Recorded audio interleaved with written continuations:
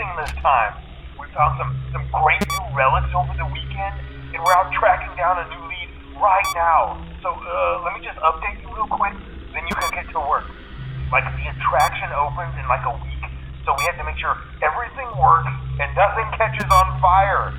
When the place opens, people will come in at the opposite end of the building and work their way toward you, then past you, and out the exit.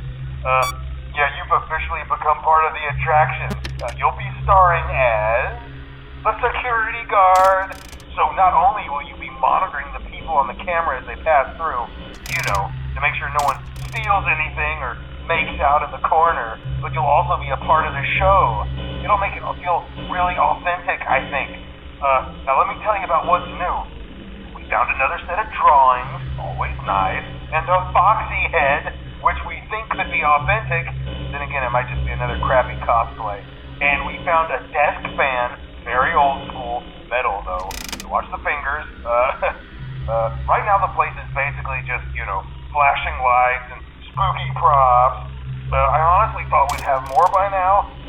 If we don't have something really cool by next week, then we may have to suit you up in a furry suit and make you walk around saying, boo. But, like I said, we're trying to track down a good lead right now. Some guy who helped design one of the buildings says it was like an extra room that got boarded up, or something like that. So we're going to take a peek and see what we can find. For now, just get comfortable with the new setup. You can check the security cameras over to your right with the click of that blue button. You can toggle between the hall cams and the vent cams. Then over to your far left, you can flip up your maintenance panel.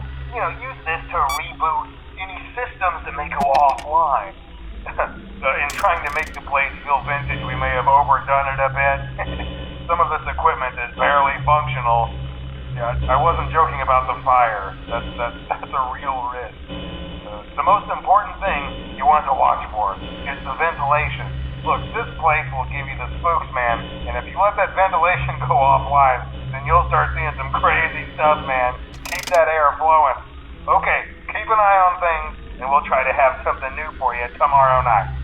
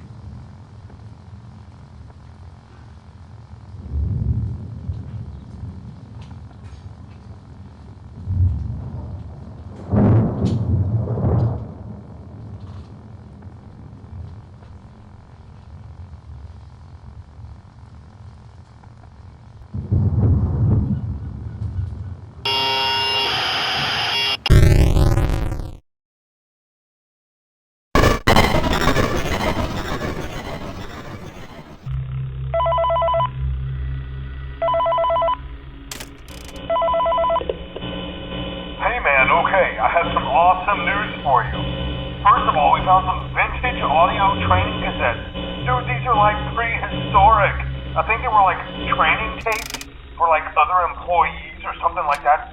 So I thought we could like have them playing like over the speakers as people walk through the attraction. Dude, that makes us feel legit, man.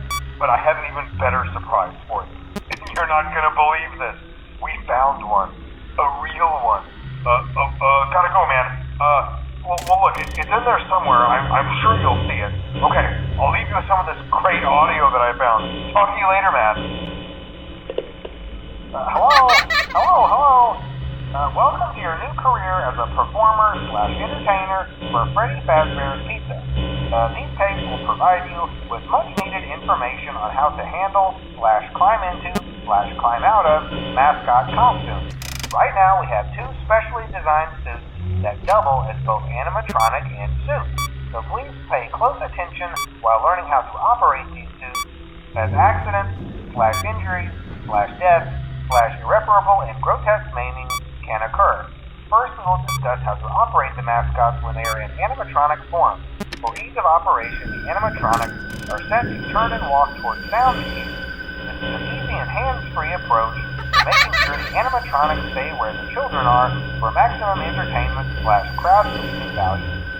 To change the animatronics to suit mode, insert and turn firmly the hand crank provided by the manufacturer.